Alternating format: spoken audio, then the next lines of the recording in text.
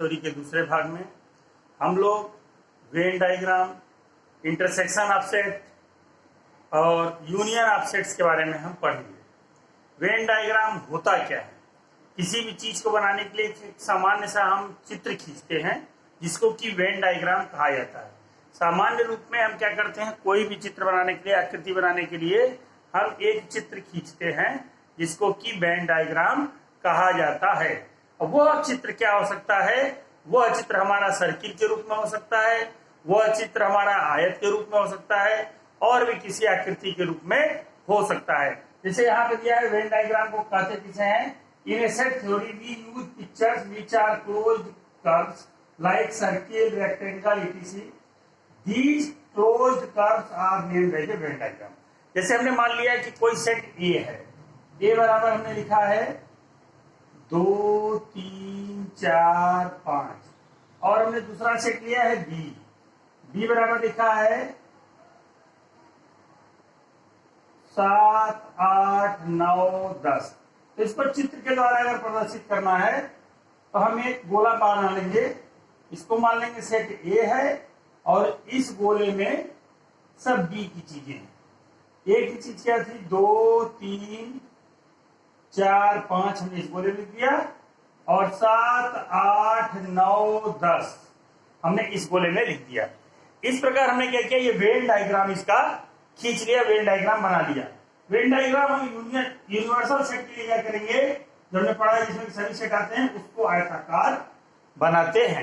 आयताकार जो बनेगा वेन डायग्राम, ये यूनिवर्सल सेट के लिए होगा। इसमें ए और बी दोनों सम्मिलित होंगे। जैसे सेट ए है और ये सेट बी है, ये दोनों क्या होंगे? यूनिवर्सल सेट में सम्मिलित होंगे, क्योंकि यूनिवर्सल सेट वह सेट होता है जिसमें कि सभी अवयव उपस्थित हों। हम सेट देखेंगे। ऑपरेशन ऑफ सेट में क्या है कि अगर हमारे पास दिया गया है कि पहला है union of sets. Union of set माने दो सेटों के सभी अवयवों को मिलाकर आपस में लिख देना ही यूनियन ऑफ सेट कहलाता है। अब यूनियन ऑफ सेट के लिए हमको है क्या चीज?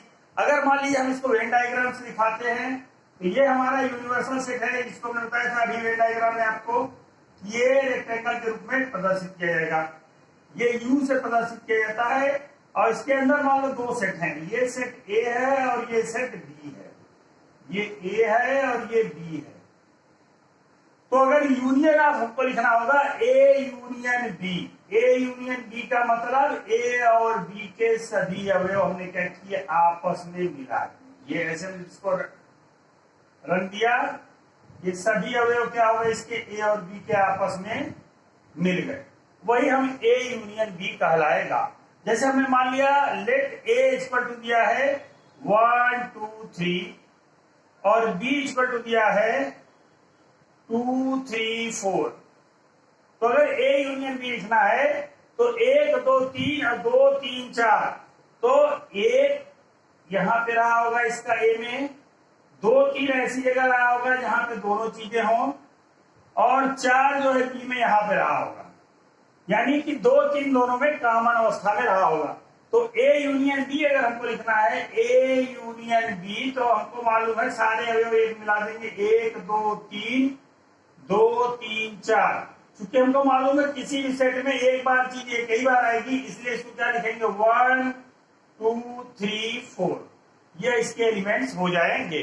तो हमको ये मालूम हो गया कि यूनियन में क्या करते हैं, सभी अवयव को एक जगह मिलाकर लिख दिया जाता है। Intersection of two sets. Intersection of two sets का मतलब होता है कि दोनों में समान रूप से सम्मिलित। यदि दो सेट दिए गए हैं तो दोनों में समान रूप से सम्मिलित क्या है? 3 सेट है, इंटरसेक्शन करना है तो तीनों में समान रूप से सम्मिलित क्या है? 4 सेट है तो चारों में समान रूप से सम्मिलित क्या है? 5 सेट है तो पांचों में समान रूप से सम्मिलित क्या है? तो इंटरसेक्शन अगर हमको निकालने को कह दिया जाए तो इंटरसेक्शन कैसे निकालेंगे? तो कह रहा है कि the intersection of two sets A and B denoted by A intersection B is the set of all elements common to both A and B. A और बी दोनों में समान रूप से जो सम्मिलित होगा वही इंटरसेक्शन कहलाएगा। तो दोनों में से मान लीजिए ये यूनिवर्सल सेट दिया गया है, इसमें दो है ए और बी, तो समान रूप से सम्मिलित भाग कौन सा हुआ? ये वाला भाग दोनों में समान रूप से सम्मिलित है, इसी को हम क्या कहेंगे? ए इंटरसेक्शन बी कहा जाएगा। ए इंटरसेक्शन बी। इंटरसेक्शन का चिन्ह इस तरह से लगता है, इसको ध्यान रखिएगा। आगे है, अगर मान लीजिए 3 सेट दिए होते तो हम इस तरह से फिगर बना देते। ये यूनिवर्सल सेट का, ये यूनिवर्सल सेट हो गया और इसमें 3 ठोकर हो गए, तो इंटरसेक्शन वाला फिगर कौन सा होगा? ये 3 ठोक गए, ये ए है, ये बी है और ये सी है। तो इसका अगर इंटरसेक्शन निकालना होगा तो तीनों में समान रूप से सम्मिलित ये होगा, A intersection B intersection C, तीनों में समान रूप से सम्मिलित जो होगा वो ये वाला हो जाएगा।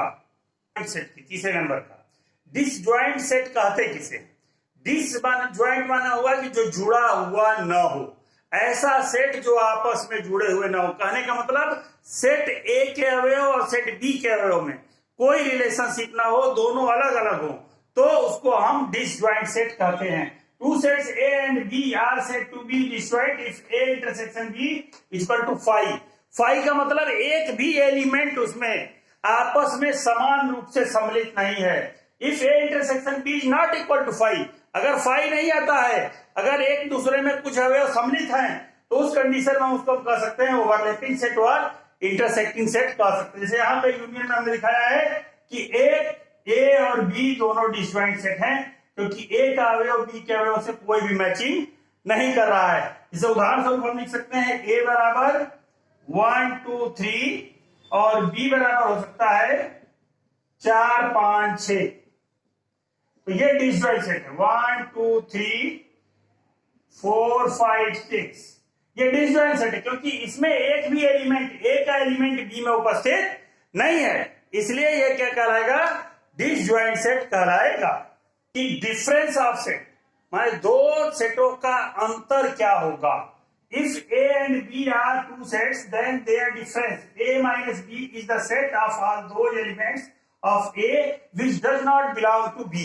कहने का मतलब यह हुआ कि यदि दो सेट दिए गए हैं ए और बी, ए और बी के बीच का हमको अगर अंतर ज्ञात करना है तो ए माइनस बी का मतलब हुआ कि ए के उन सभी अवयवों को लिखा जाए जो बी में उपस्थित न हो, और बी माइनस ए का मतलब हुआ कि बी के वे सभी एलिमेंट्स लिखे जाएं जो ए में उपस्थित न हो।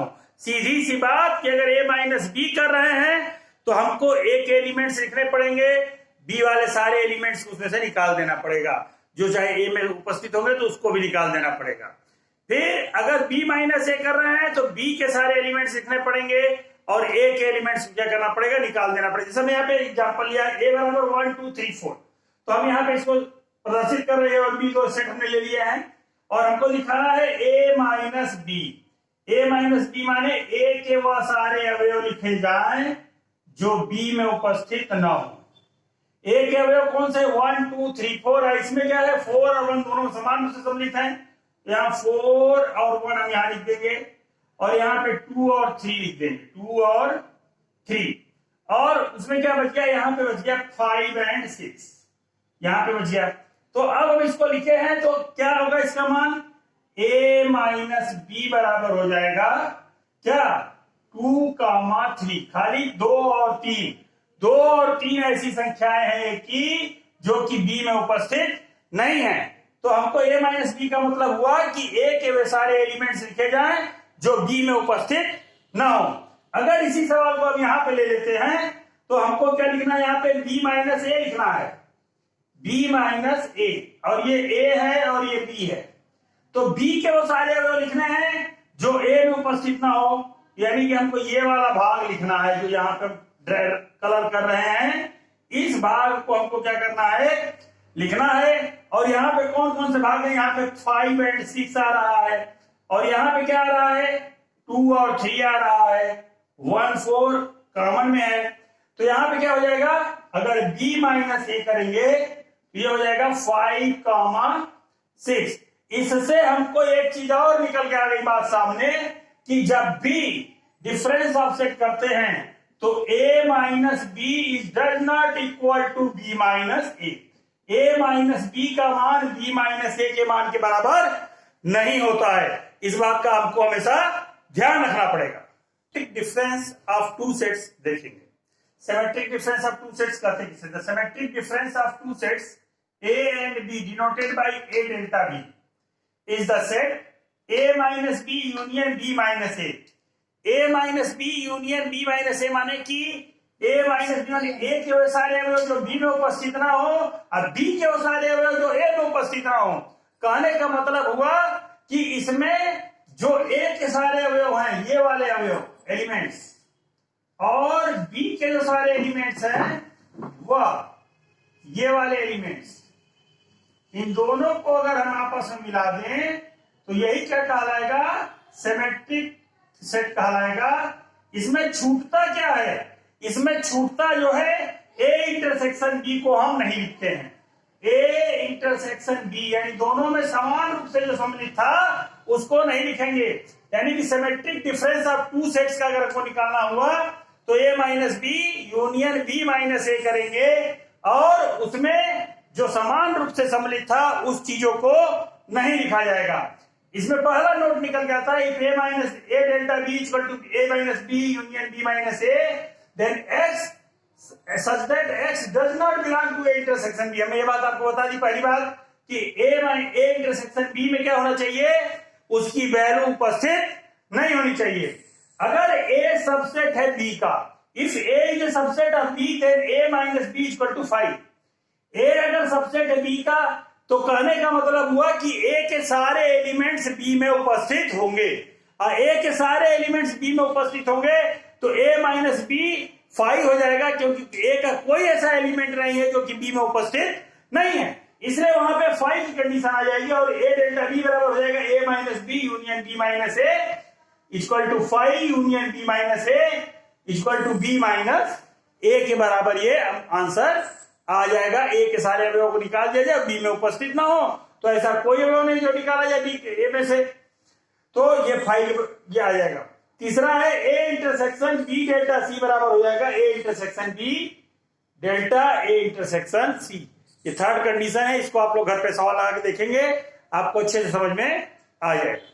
ठीक है, complement of set. Complement of set क्या होता है, मान लिया let U be the set, universal set है, U एक यूनिवर्सल सेट ये दिया गया है, इसका कॉम्प्लीमेंट निकालना है। कॉम्प्लीमेंट का मतलब हुआ कि इस सेट के ऐसे अवयवों को लिखो जो इसमें U माइनस A अगर कर दिया जाए, कहने का मतलब U के सारे अवयव लिख दो और एक अवयव उसमें से निकाल दो, तो वह क्या कहलाएगा, कॉम्प्लीमेंट ऑफ सेट कहलाएगा। जैसे कॉम्प्लीमेंट ऑफ सेट में ये जितने भी U के शेष टर्म्स हैं, ये सारे जो हम यहाँ पे कलर कर रहे हैं, ये कॉम्प्लीमेंट कहलाएंगे। ये क्या है, कॉम्प्लीमेंट है, इसको हम A डैश लिखेंगे, complement of A, A dash से डिनोटेट किए जाएंगे। ये जो हम देख रहे हैं यहाँ पे जो कलर किया हुआ भाग है, A को छोड़कर जो भी भाग आएगा वह सब कॉम्प्लीमेंट सेट कहलाएगा इसका, ये सारे कॉम्प्लीमेंट सेट्स कहलाएंगे। इसको हम क्या कहेंगे, A डैश, या A के ऊपर से छोटा सा C बना देते हैं, तो इसको भी हम कॉम्प्लीमेंट का निशान पढ़ते हैं। तो कॉम्प्लीमेंट ऑफ सेट क्या होगा, किसी का यूनिवर्सल सेट में से दिए गए सेट को घटा दिया जाए। A का कॉम्प्लीमेंट क्या होगा, यूनिवर्सल सेट में से A को घटा दिया जाए। B का कॉम्प्लीमेंट क्या होगा, यूनिवर्सल सेट में से B को घटा दिया जाए। C का कॉम्प्लीमेंट क्या होगा, यूनिवर्सल सेट में से C को घटा दिया जाए। D का कॉम्प्लीमेंट हमको अगर निकालना है तो यूनिवर्सल सेट में से D को घटा दिया जाए, तो ये जो घटाने के बाद जो प्राप्त होता है वही कॉम्प्लीमेंट ऑफ सेट कहलाता है। के कुछ रिजल्ट्स देखते हैं। यहाँ पे U डैश बराबर X belonging to U, U dash बराबर 5 आता है। क्यों आता है, U डैश का मतलब हुआ कि U में से U को घटा दिया जाए, और U में से U को घटा दिया जाए कहने का मतलब U के वह सभी अवयव लिखो जो U में उपस्थित ना हो, तो ऐसा कोई भी अवयव नहीं होगा जो कि U में उपस्थित नहीं होगा, सभी अवयव उपस्थित होंगे। तो इसका मतलब घटाने का मतलब वो सारे अवयव जब निकाले जाएंगे उसमें से, तो वहां बचेगा क्या, कुछ भी नहीं बचेगा, इसलिए वो 5 हो जाएगा। फिर 5 डैश अगर हमको निकालना है, 5 डैश का मतलब X belonging to U such that X does not belonging to 5, इसका मतलब उसका मान क्या हो जाएगा, U के बराबर आ जाएगा। फिर है A डैश, A डैश का मतलब हुआ U माइनस A, और A डैश का मतलब U माइनस A करके फिर उसका डैश निकाला जाए, ये होगा X belonging to U such that X does not belonging to A dash. फिर इसको आगे करेंगे तो X belonging to U, X belonging to A और दिस इक्वल टू ए के बराबर हो जाएगा। फिर a माइनस ए डैश अगर हम करते हैं तो उसका मान u के बराबर, और a इंटरसेक्शन a डैश किया जाएगा तो इसका मान फाई के बराबर आता है। हमको लग रहा है कि आपको समझ में आ गया होगा। ये अगर अपने बेसिक नियम हमने आपको बताए हैं अभी इस वीडियो में, अगर ये बेसिक नियम हम अच्छे से पढ़ लेते हैं, समझ लेते हैं, लगा लेते हैं, तो इन बेसिक नियमों की सहायता से हम आगे के सवाल आसानी से हल कर सकते हैं। अगर हम बेसिक नियम को नहीं समझेंगे, नहीं लगाएंगे, हम ये सोचेंगे कि सर ने इस पे सिर्फ फार्मूला लिख दिया है, फार्मूले को बताया जा रहा है, फार्मूले को हम समझ रहे हैं, समझ में आ रहा नहीं आ रहा कोई मतलब नहीं। इसको समझना बहुत जरूरी है। अगर ये समझे रहेंगे तभी सवाल लगेगा, अदरवाइज सवाल नहीं लगेगा। ये हमको मानकर चलना है। धन्यवाद।